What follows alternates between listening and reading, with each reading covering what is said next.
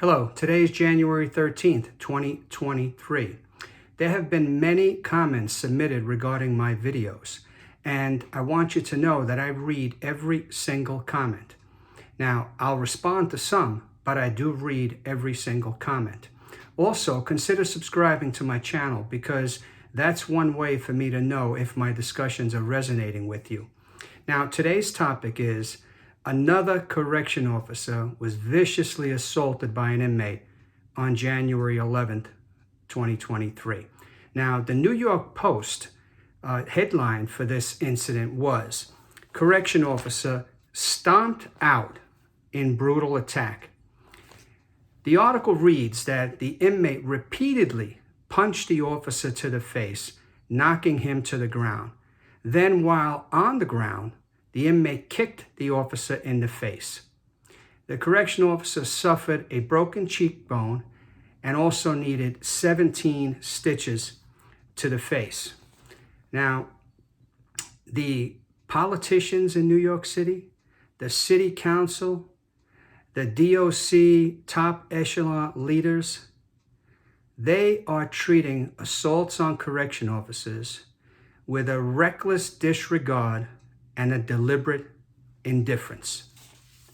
Now, I want to read to you a couple of statements that the federal monitor has made in his reports that he submits to the United States District Court Judge Swain. Here's one example. Staff are often hyper-confrontational and respond to incidents in a manner that is hasty, hurried, thoughtless, reckless, careless, or in disregard of consequences. Another example of what Steve Martin writes when he submits his reports to Judge Swain is this. Staff's often hyper-confrontational demeanor contributes to incidents spiraling out of control. Now, apparently, Steve Martin likes that phrase, hyper-confrontational, because he uses it to describe the uniformed force. But by doing so, Steve Martin misinforms and misleads Judge Swain as to the reality in New York City jails. Now, in the New York Post article, there was a statement by the Deputy Commissioner for Public Information in the New York City Correction Department. His name is James Boyd. And this is what he says regarding the incident. "Our officers work tirelessly every day to keep individuals in our care safe, and any act of violence towards anyone who works for the department will never be tolerated."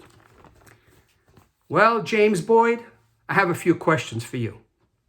Number one, have you said this to Steve Martin? Because it appears to me that that is the opposite of what Steve Martin thinks. Have you told Steve Martin what you think? Or is this just a convenient statement after an officer gets assaulted? Also, James Boyd, what exactly does that mean? That an assault on a correction officer will never be tolerated. What does that mean? There is no confinement for this inmate. There's no fines. There's no loss of privileges.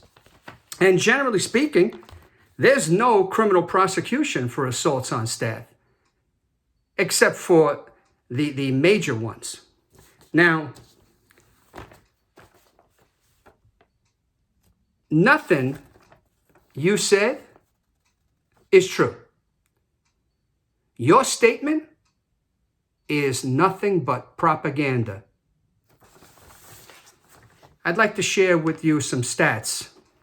Now, under former Commissioner Martin Horn, in 2008 and 2009, these were the numbers for assaults on staff.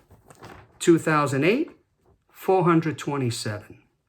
2009, 457. Now, let's compare that to the assaults on staff in 2021, about 1,500. And the assaults on staff in 2022, about 1,500.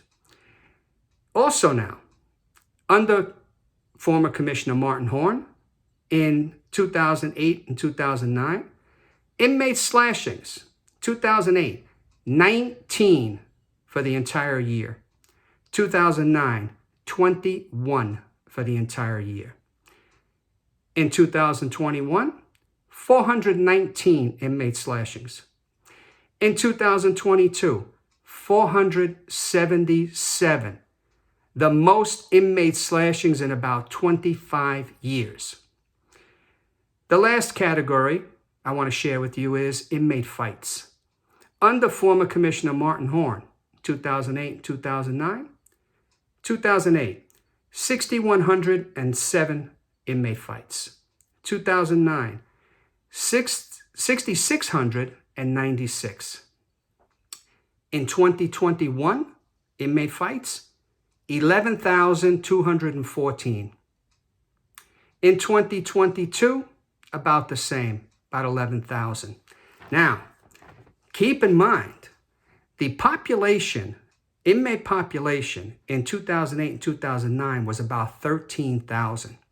The inmate population in 2021 was 5,000. In 2022, it was 6,000. So in 21 and 22, the department had less than half the inmate population that Martin Horn had in 2008 and 2009. Yet, less than half the population, they had 3 times the amounts of assaults on correction officers in 2021 and 2022. Less than half the population, they had more than 20 times the amount of slashings in 2021 and 2022. And less than half the population, they had more than double the inmate fights.